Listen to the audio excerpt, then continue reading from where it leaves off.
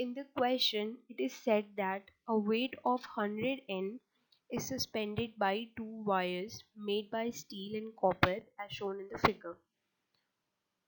Length of the steel wire is 1 meter and the copper wire is √3 meter. Find the ratio of change in length of copper wire to change in length of steel wire, where Young's modulus is given as the question. It is written in the form of given.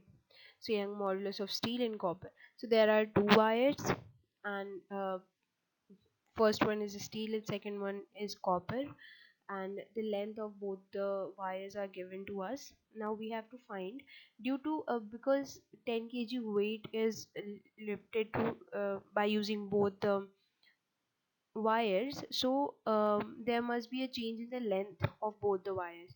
So the question is asking for the ratio of change in the length of the copper wire and to change the length change in the length of steel wire. So let's see how we will find out this answer.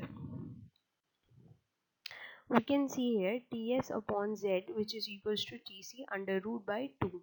So we have to find out the relation between Ts and Tc.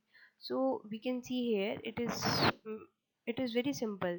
Z value is 2, so 2 and that on the right hand side 2 is, they will cancel out each other and we will left with Ts is equals to √3 Tc.